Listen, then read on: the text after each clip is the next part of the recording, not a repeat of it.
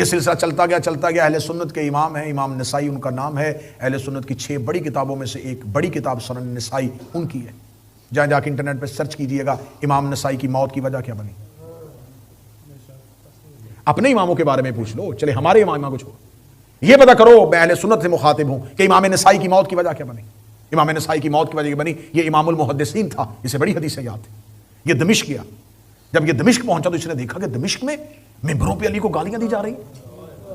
گلیوں میں لوگ اگر کسی کو بری گالی دینی ہوتی تھی تو اسے علی کے نام سے مخاطب کر رہے ہیں. یعنی کہ لفظ علی جو قرآن میں عزت کے طور پہ آیا ہے, شام میں گالی کے طور پہ دیا جا رہا ہے. یہ بزرگ تھا.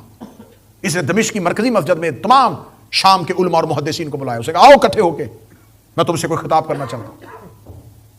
مسجد اموی کھچا کھچ بھر گئی. مدینہ سے امام نسائی آئے ہیں, ان کا خطبہ سننا ہے. جب ساری مسجد بھر گئی تو یہ خواص بیٹھے ہوئے تھے, عوام نہیں بیٹھے ہوئے, علماء محدثین بیٹھے ہوئے تھے, مفتی بیٹھے ہوئے تھے. اس نے منبر پہ جا کر علی کے فضائل پڑھنے شروع کر دیے. شام کے کانوں نے کبھی علی کا فضائل سنا ہی نہیں تھا. کہ یہ کس کے فضائل پڑھ رہا ہے, کس علی کی بات کر رہا ہے. اور وہ حدیث پہ حدیث رسول کی, حدیث پہ حدیث میں نے نبی کو یہ کہتے سنا, نبی نے یہ کہا, سند کے ساتھ نبی کی حدیث سے علی کی شان میں پڑھ رہا ہے. اگلے دن پھر لوگ آئے, انہوں نے پھر علی پڑھا. 3 دن میں انہوں نے 180 حدیث شام والوں کو علی کی شان میں سنا. آج بھی وہ 180 حدیثوں پر مشتمل امام نسائی کی کتاب ہے خصائل علی, اردو میں بھی اس کا ترجمہ ہو چکا ہے. 30 دن خبر پہنچ گئی کہ یہ تو علی کے فضائل پڑھے جا رہے ہیں. تو بنی امیہ کے کرندے اور بدماش نوجوان آگے آ کے بیٹھ گئے, اسے کھڑے ہو کر سن امام نسائی 30 دن ہو گیا ہم تیری زبان سے سوائے علی کے کچھ نہیں سن رہے. حاکم شام کے بارے میں کوئی حدیث سنا, یہ حقیقت ہے. میں تمہیں نسائی کی موت سنانے لگا. حاکم شام کے بارے میں کوئی حدیث سنا. اسے کہا کس کے بارے میں؟ اس کا معاویہ بن ابو سفیان کے بارے میں. اس کا میں نے نبی سے کوئی حدیث نہیں سنی. انہوں نے کہا ہم تمہیں منبر سے نہیں اترنے دیں گے, کوئی حدیث سنا. 30 دن ہے تو ہماری مرکزی مسجد میں بیٹھ کے علی کے فضائل پڑھ رہا ہے. اسے تھوڑی دیر کر آنکھیں بند کی, اس نے کہا ہاں مجھے ایک حدیث یاد آ گئی.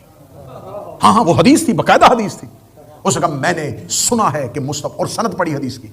سند پڑھنے کے بعد اس نے کہا میں نے مصطفیٰ کی یہ حدیث سنی ہے بہترین سند کے ساتھ کہ نبی نے فرمایا تھا کہ اللہ تیرا پیٹ کبھی نہ بھرے, تیرا شکم کبھی سیر نہ ہو. بس اس نے یہ حدیث بیان کی اور انہوں نے اس کو زمین پر گرایا اور گرا کے اس کو اتنا مارا کہ زخمی حالت میں صرف مکہ تک پہنچا اور مکہ جا کے اس کی موت ہو گئی. یعنی کہ اپنوں میں سے بھی کوئی اگر علی پڑھتا تھا تو وہ امام ہی کیوں نہ ہو, اسے مجمع کے اندر مارا جاتا تھا.